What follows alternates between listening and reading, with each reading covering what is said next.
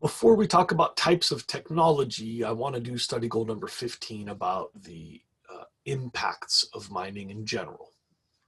And as a basic, simple concept that I'm sure you understand, mining removes things from the ground and moves them around and puts down some other stuff on the ground, right? Like you're just making a hole. Like if you ever dug a hole with a shovel, you take some stuff out of the ground and you put it down in another place on the ground. That's mining. And I want you to know some of the basics of the impact, because on different types of technology, you'll have more or less of some of these. General rule, this is a really good list. It's probably really useful on an exam. You should know that mining is top 1 or 2 sources of sediment runoff in rivers and oceans. The amount of little stuff, sediment, right, like dirt, that goes into the water. This is probably the #1 source globally. It's kind of a toss-up. There's like 5 big ones, and all 5 of those are pretty much like 20%, 20%, 20%, 20%, 20%. So like agriculture, logging, mining, dirt roads, and construction projects. Those are like the top 5. Mining is right up there. It's fighting for #1 all the time. This is also fighting for #1 for dust and particulate air pollution. In many parts of the world, it is #1. In terms of total habitat area, this is one of the top impacts on global habitat. So mining is serious. It's a primary source of sediment, pollution in water, particulate pollution in the air, and habitat loss. Also, if you think about it, anybody who lives nearby doesn't like their mine. They're big and loud, and they're often bright because they run a lot of stuff at night, all the lighting and stuff. Humans don't really like mines. I wouldn't want to live next to one. Also, using up all the land and doing all that stuff to the water and doing all that stuff to the dirt, that really affects other resource economies. So there's always a winner and a loser when you're mining. Mines have huge impact on the lumber industry, on fisheries, on agriculture. So it's like a trade-off. Up in Alaska, there's this struggle between the biggest salmon fishery and the biggest potential gold mine. And half of Alaska's like, dude, this mine, and the other half of Alaska's like, dude, our salmon. And it's a perfect battle. You're not going to get both. You can either keep the salmon or you can get to all this gold and copper. They're mixed together, gold and copper. I think it's called the Pebble Mine, and Patagonia produced the most beautiful film about this topic. It's called Red Gold. And Patagonia's movies tend to be pretty heavily biased toward one political end of the spectrum. The debate, I think, comes across pretty well in the movie, but you can tell which side Patagonia's on.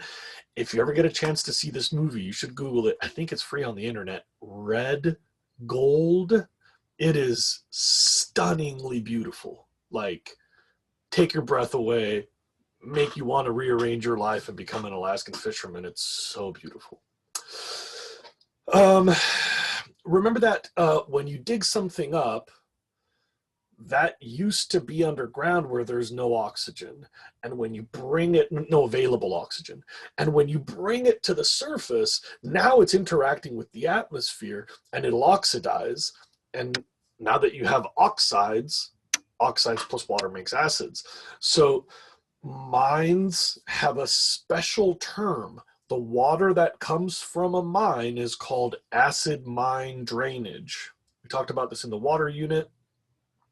We talked about this in the atmosphere unit. Oxides plus water makes acids, and anything you dig up will oxidize now that it's on the ground.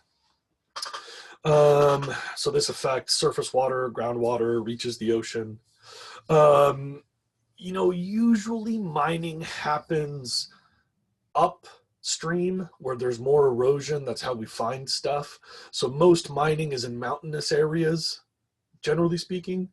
And so most of that runoff will affect downstream things. So there's often a balance where it's like a mine upriver and a wetland impacted downriver. Since wetlands tend to be at the bottom of a watershed, mines tend to be at the top. So those are usually tied together. Reliable impact on wetlands. I should point out that mining is possibly the most dangerous job if you're doing a worldwide professional analysis. And usually, especially around the world, mining can be very low wages, very low pay. So you have extreme risk at very low compensation. So kind of the health and well-being of miners is an important impact of mining. And of course, the machines run on fossil fuels. So you've got all the associated air pollution and climate change from big machinery. I also want to throw out a couple of terms, 5 of them, that we need to consider when we talk about mining impact. Those 5 terms are on the screen. You could pause if you want, or you could pause at the end of this. Black lung disease, you may have seen like Zoolander where like, like they cough a lot. Apparently when you breathe coal dust, your lungs get ruined. They get cut up and then they get packed. It's like being a smoker where like your lungs start to die. So if you cut open a coal miner, their lungs are literally black. Maybe you've seen pictures. They used to do all these ads for high school students that would discourage you from smoking by showing you healthy lung and smoker lung.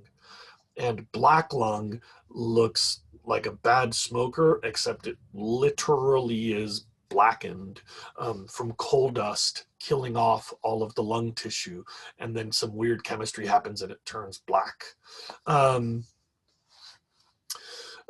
Inhaling coal dust for a long time.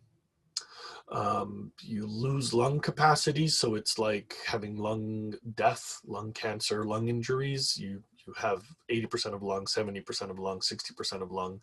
So your blood pressure goes up because you're trying to get more oxygen from less and less interaction with the atmosphere. Crappy ass way to die. People lose their energy levels. It's more likely to have other diseases. Real bummer. And crazy fun fact. You would think that this is old school, right? Because we don't really dig coal by crawling through mines on our hands and knees anymore. But in the United States, the number of people dying of black lung disease is as high today as it was when we started keeping records. I find that really shocking. You know, like construction work has become a lot safer. Fishing has become a lot safer. Firefighters are a lot safer.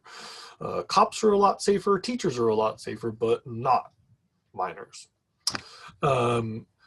Black lung disease, direct correlation to coal. Not all mining, coal.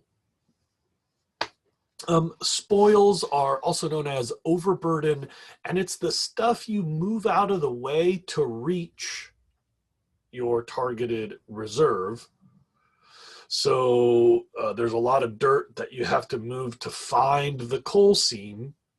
That's called spoils. A metaphor would be all the stuff that you throw out of the way to reach the chocolate chip cookies in the back of the pantry. Those are the spoils. Tailings is different. Tailings is all the stuff that you remove as you refine your reserve so that you can target the specific resource. So if I really wanted the chocolate chips out of a cookie, the spoils would be the box of Pop-Tarts and the cereal and the peanut butter and the Ritz crackers, the stuff that I moved out of the way, that's spoils. And then once I reach the cookie crumbs would be the tailings. It's the stuff you separate out of ore in refining. And we're going to talk more about refinery later, so that's tailings. mentioned before that acid mine drainage is the acidic runoff you get from mines, because all that stuff used to be underground. When you bring it to the surface, it'll play with oxygen in the air and create a lot of oxides that can mix with rain, so you get acid runoff. And impoundment is the process of collecting water to keep it from getting away. Usually these are giant dirt reservoirs. So if you have a mine up here, you don't want that water to reach the ocean, so you'll build a big earth dam down canyon and collect all the runoff. Then you have to evaporate all the water and dispose of all the slop, or you have to treat all that water before you release it. Impoundment is very expensive. It uses a lot of land and resources, so it makes mining cleaner but more expensive. Illegal mines don't do impoundment. In many parts of the world, unregulated mines don't do impoundment. In the United States, for example, where we have a lot of rules now that regulate mining, in the United States, impoundment is a really big whoop. Okay. End of study goal 15.